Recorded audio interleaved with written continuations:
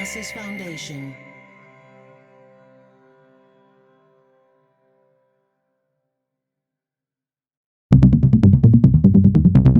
Dublab.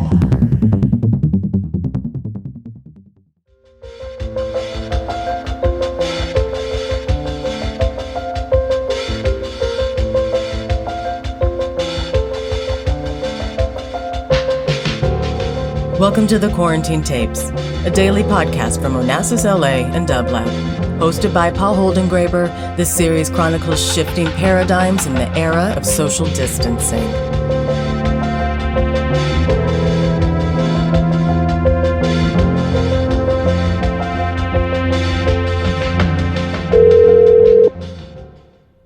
Hello?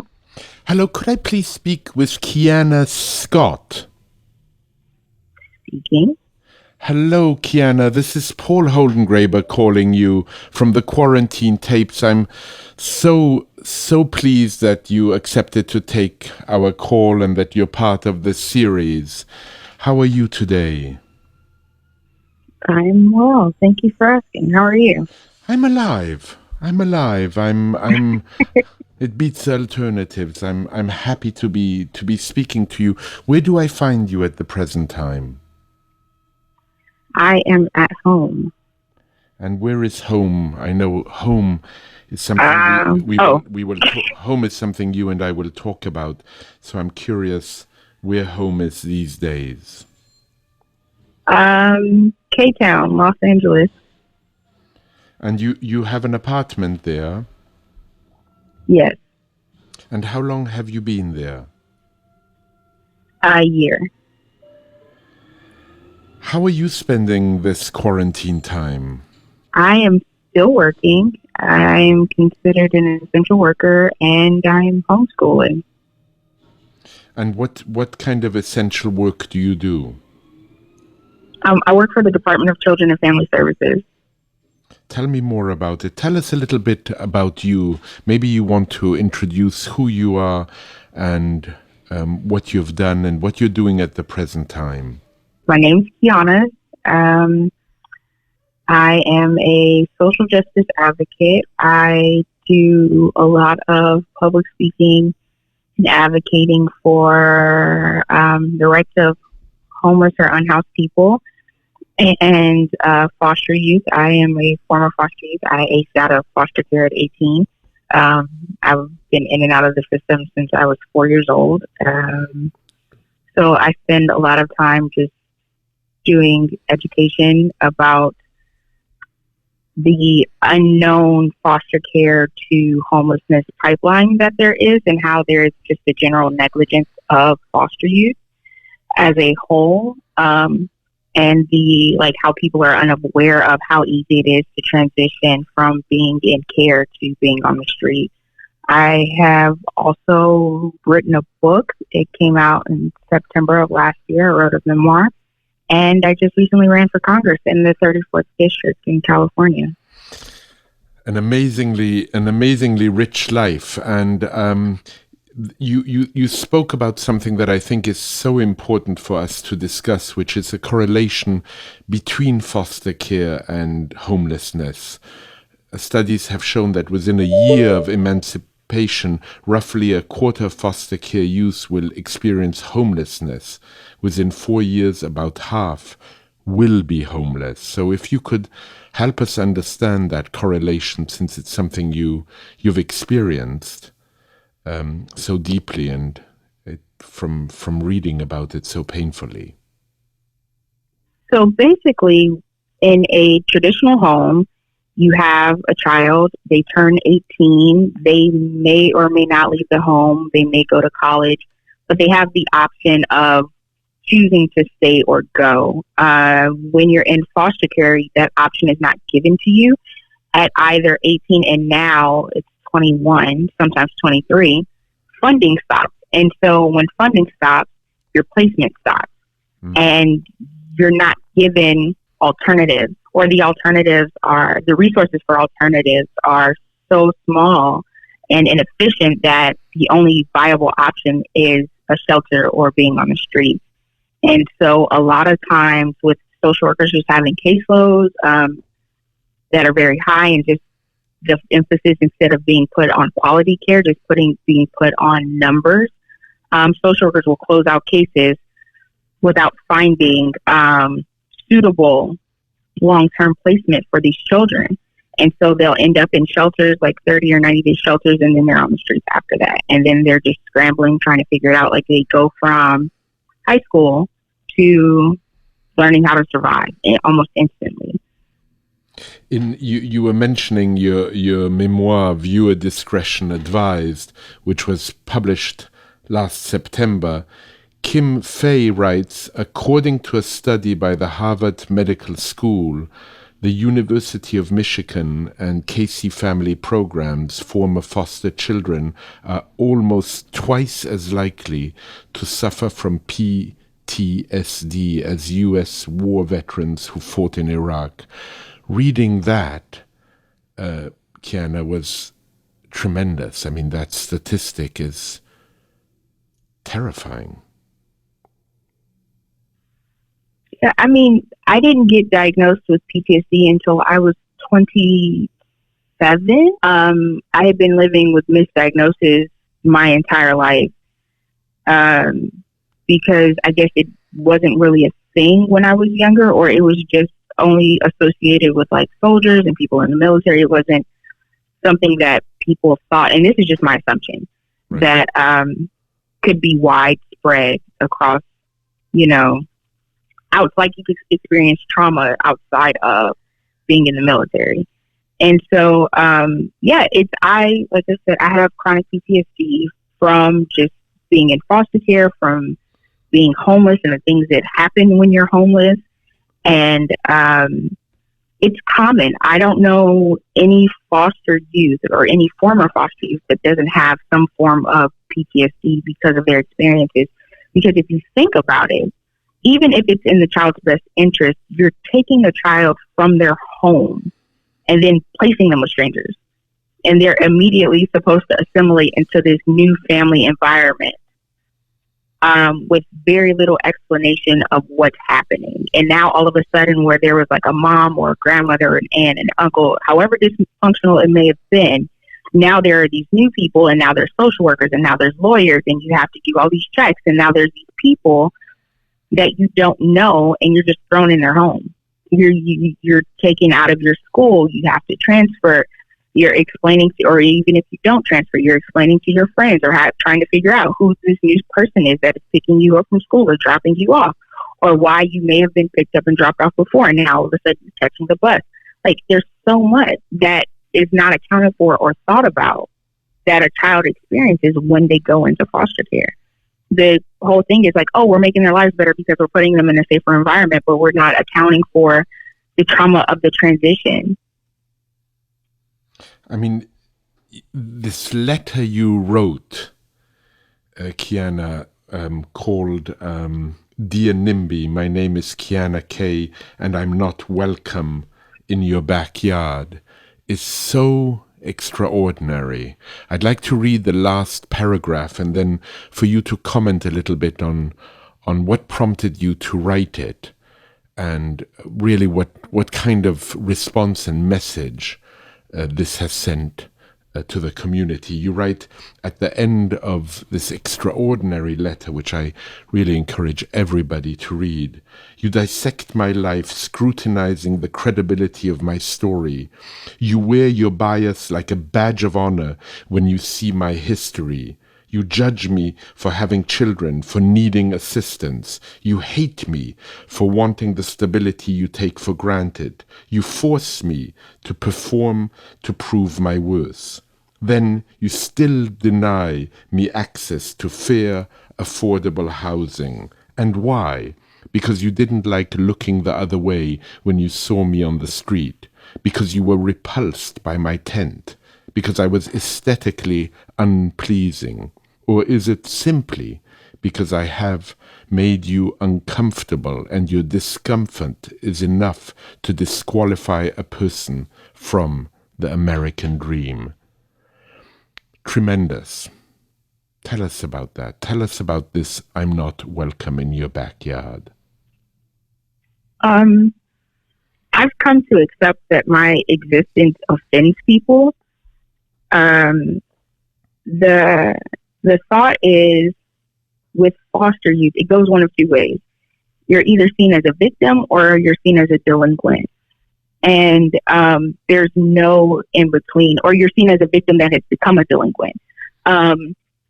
With media, the way foster youth are portrayed, it's always that they've done something. They're like this, they've ran away from home, they're coming from this abusive environment, and so now all of a sudden they're abusive. We don't see foster youth being educated. We don't see foster youth being successful in media. And so it kind of perpetuates this stereotype that's not often true.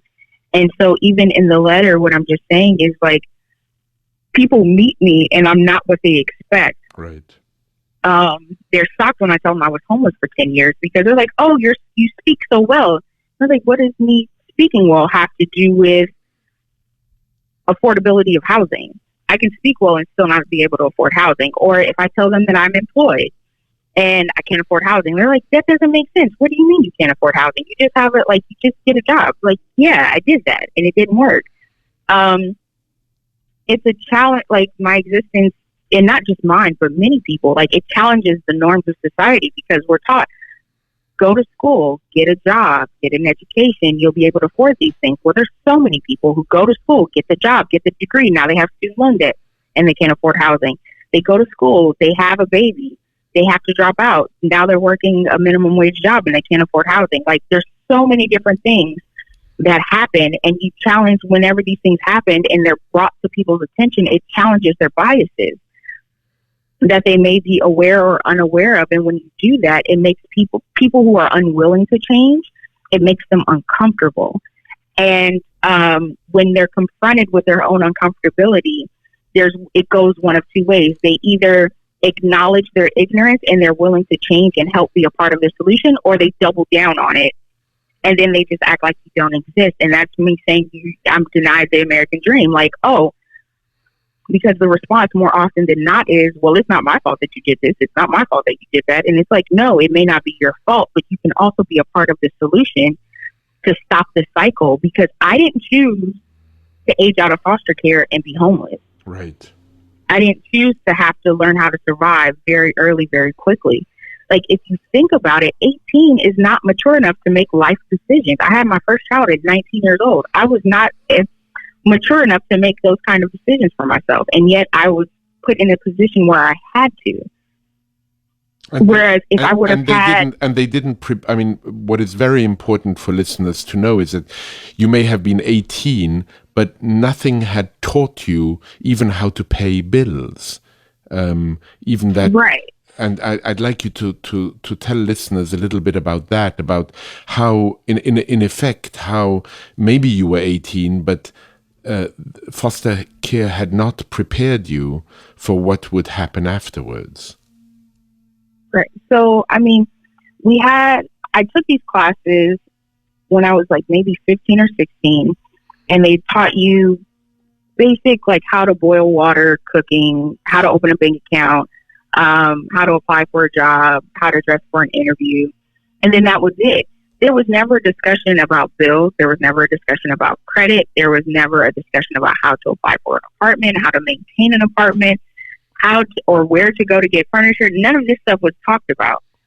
And then when I turned 18, I was all of a sudden expected to know all of this stuff, and I didn't. And so when I got my first apartment, my property manager actually had to help me turn on my utilities because I didn't know how.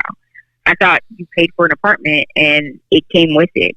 And I also didn't know that you paid rent or bills every single month. So when I paid the first month, I thought that was it. And I was just able to stay there. And so subsequently, I ended up getting evicted because I didn't manage my money well. I thought I had free money. I applied for credit cards thinking it was free money, not realizing that I would have to pay it back at the end of the month. And learning just the hard way these things that I wasn't taught or that weren't really talked about in the home. And I think that at large, it's not really talked about at home. Like, we hear it mentioned in homes, but it's not really talked about, I think. and communities of color, I should say, or lower income communities. Like when you hear bills talked about, it's always a stress about not having enough, but there's not a discussion about finances and credit and the importance of maintaining good credit or maintaining a credit card balance of under 30%, or the importance of paying your bills on time and properly budgeting and managing your money. These things just weren't discussed in foster care because you're not really seen as a member of the family. But then in lower income communities of color in general, they're not discussed.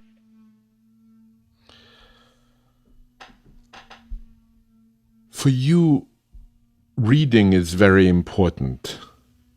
And I'd like you to say something about what books mattered to you, what books matter to you, and what did they offer you, what did they afford you? When I was younger, I read everything. Anything I could get my hands on, I would read it. My favorite books were the biography of Nelson Mandela, Malcolm X, and Roots. So Roots was a way of escape for me, and it provided me with a hope that life could absolutely be terrible, but there could be worse in it. Maybe not for me, but for generations after me, that there could be some value in my life. And it gave me hope. And that was at 13. And just reading about Malcolm X and Nelson Mandela, I kind of formed in myself this sense of justice and just doing what is right in spite of what it may cost. And always standing up for what is right and speaking truth to power no matter what, because it's important. And it's whatever I may think or whatever I'm experiencing is not unique to me, and so it needs to be said so that there is a change that happens. Where and how are you finding community now?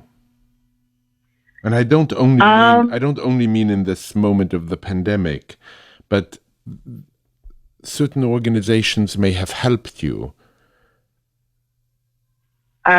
Alexandria House has been a huge part of my community building and formation of stability in the last 3 years. Also, my church.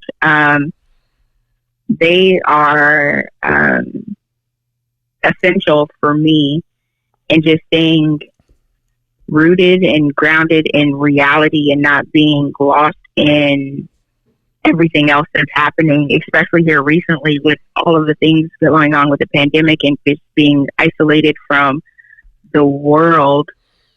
It's so easy to just be in fear, and they help me to not be in fear, but just maintain a posture of gratefulness for the things that I do have, as opposed to focusing on what I don't have and just being mindful of my actions and interactions with people. Earlier on, you were saying that there are two ways of reacting to your presence in the world. One is, in a sense, to blame you and perhaps to look away in so doing. And the other is to be part of the solution. Now, this is a grand, great question, and I don't mean at all for you to say that you could offer a solution, but what might be some of the steps?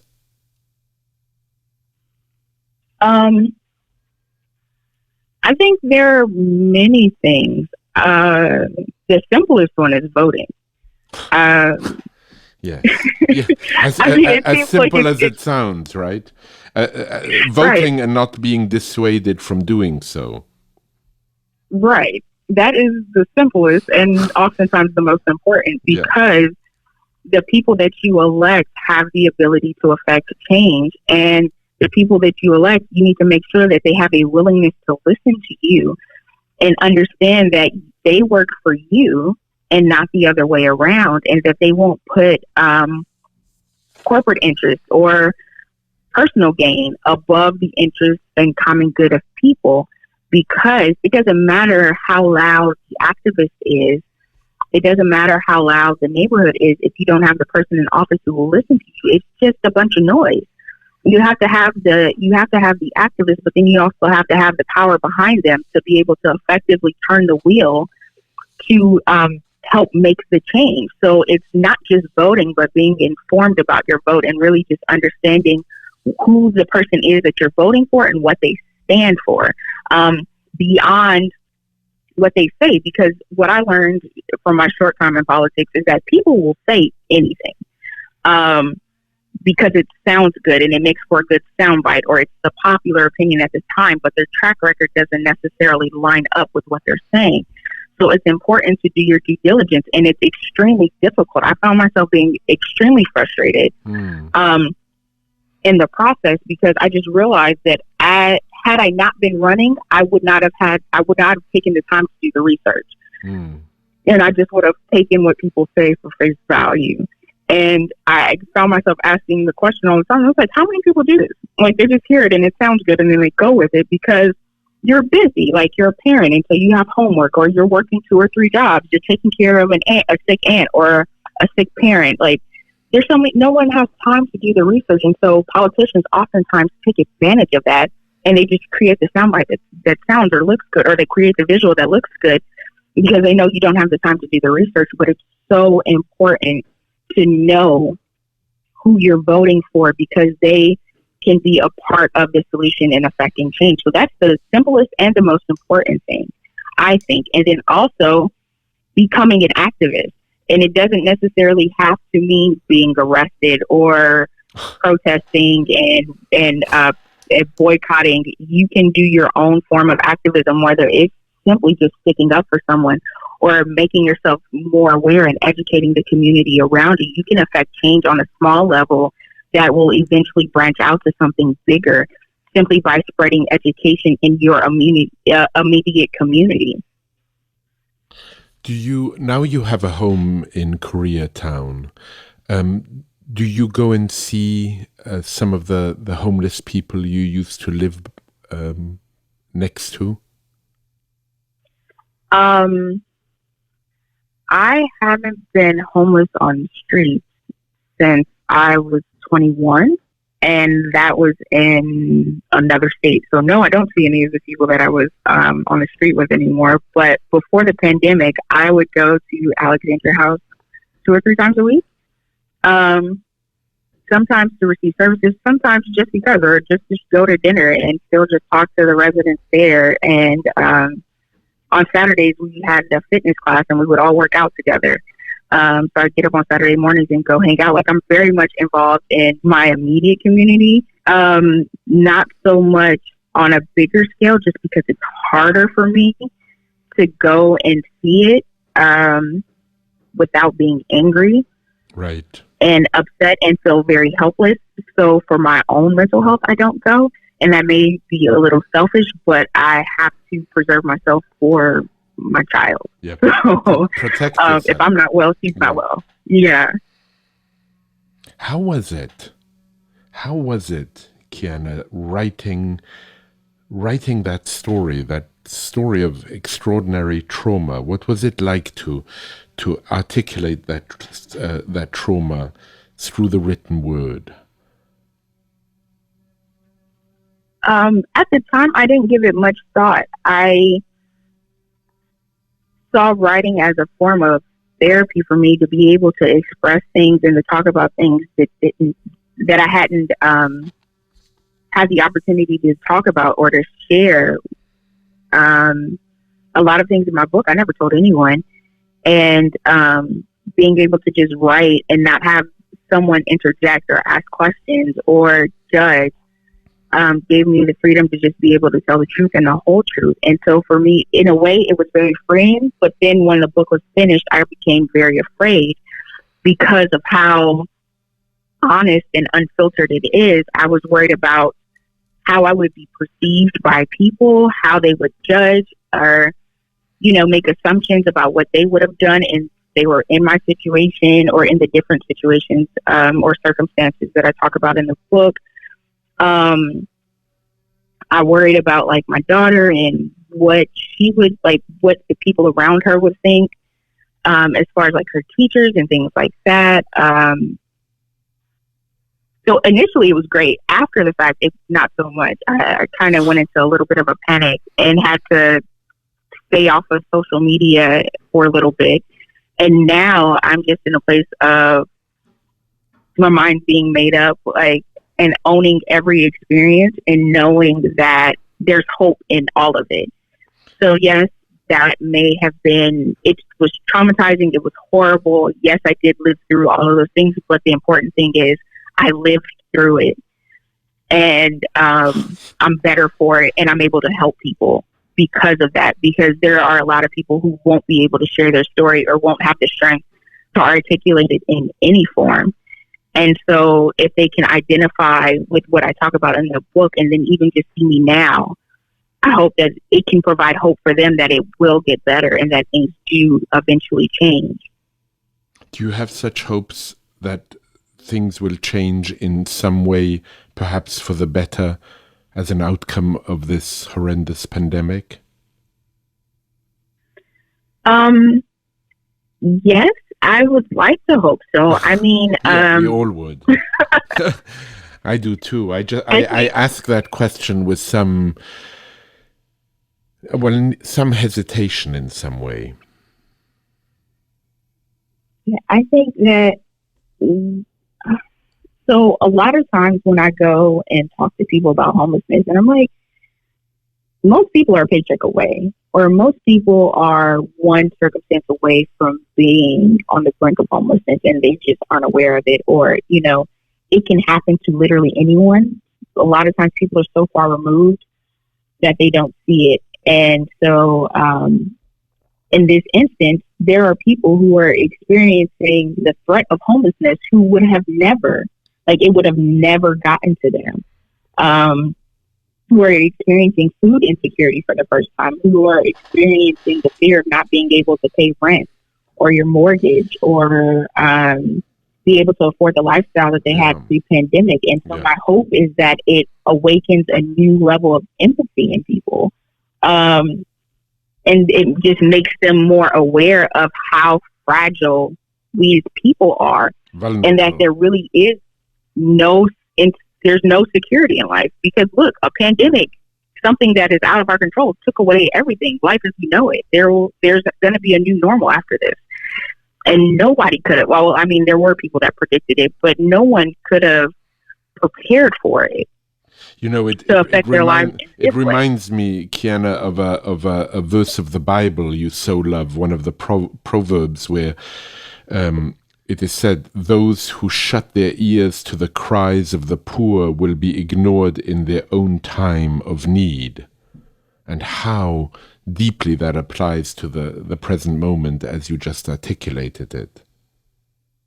Yes, that is, so I have scriptures written throughout my house of just different things that I want to remind myself, and that is one of them. To just remember, no matter where I am in life, the moment I stop listening, the moment that my heart isn't affected by the disenfranchisement of others, is the moment that I'm, one, no longer effective. Two, I should probably stop doing whatever it is that I'm doing. And then three, in my moment of need, I will not be heard. Well, you have been heard here, and it's been really extraordinary to talk to you, Keanakay Scott. I really thank you very much for taking the time, and I hope that when this pandemic is over, whatever that might mean, we will be able to meet each other. And for the moment, I send you a big virtual hug. No, thank you. This was fun. Oh, well, that's good. That's good. I'm glad. Yeah. Yeah, I'm glad. Did you not expect it to be fun? I didn't know what to expect. Neither did I. And here we are. And take good care of yourself and your child. And all the best to you. I send you really my warm appreciation. Be well. Thank you so much. And thank you for having me and for taking the time to just have this conversation. I appreciate it. I do too. All the best to you. Bye-bye. You too. Bye.